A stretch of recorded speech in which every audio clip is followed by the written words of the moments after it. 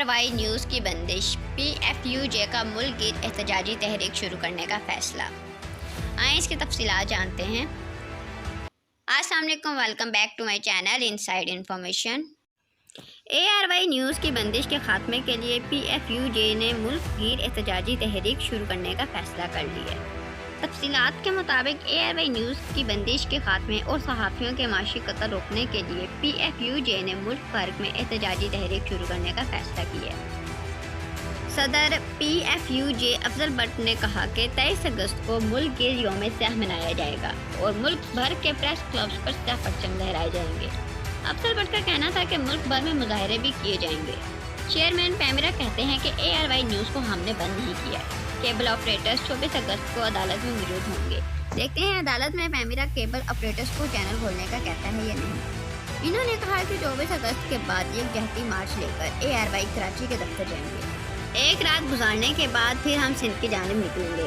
صدر PFUJ کا کہنا تھا کہ ARY نیوز کو بحال نہ کیا گیا تو ورکرز یکجہتی مارچ اگست کے آخر میں ہوگا۔ ARY ورکرز یکجہتی مارچ کا کراچی سے آغاز کیا جائے گا۔ افضل بٹ نے مزید بتایا کہ کراچی کے بعد یکجہتی مارچ سندھ بلوچستان سے ہوتا ہوا پنجاب میں داخل ہوگا۔ KPK، آزاد کشمیر اور GB کے صحافی بھی اس مارچ کا حصہ بن جائیں گے۔ انہوں نے کہا کہ یکجہتی مارچ اسلام آباد میں پیمرا دفتر کے سامنے دھرنے میں تبدیل کر دیا جائے گا اور یہ دھرنا ARY کو پرانے نمبروں پر بحالی تک جاری رہے گا۔